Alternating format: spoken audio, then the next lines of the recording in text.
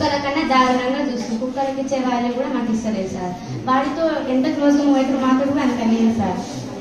Food అస్సలు బాగాలేదు. 10th class మేము అసలు స్టడీ ఏమన్నా లేదు. అందుకని అందరు తీసుకొని వెళ్తారు సార్. మేము ఎప్పుడు కూడా మీరు ఉండరాన్న ధైర్యం తోటి మిమ్మల్ని పిలిపించినాం సార్. మమ్మల్ని చాలా బెదిరించింది సార్. ఏమని బెదిరించింది? ఏమైతే మీకు ఏం కాదు ఉండండి, కొత్త ప్రిన్సిపల్ అడ్జస్ట్ చేసుకోండి అని చెప్తున్నారు సార్.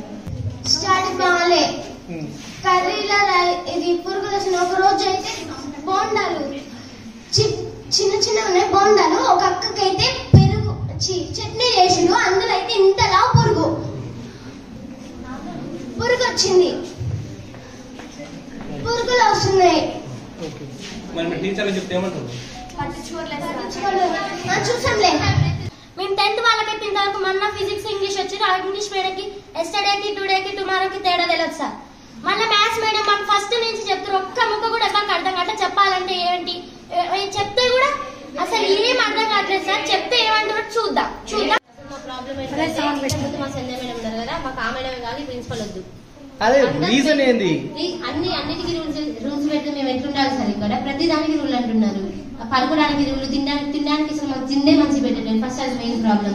నెక్స్ట్ ఎక్కడ పడితే అక్కడ మమ్మల్ని అసలు ఏ మేడం అయినా కనీసం ఎవరైనా సరే గుడ్ మార్నింగ్ చెప్తే గుడ్ మార్నింగ్ చెప్పాలి కదా.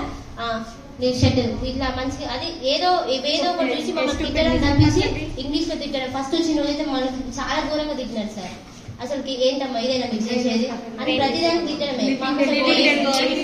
బ్రెయిన్ లేదా మీకు, లివింగ్ డెడ్ బాడీస్ మీరు అని అన్నిటికీ తిడుతూనే ఉంటారు.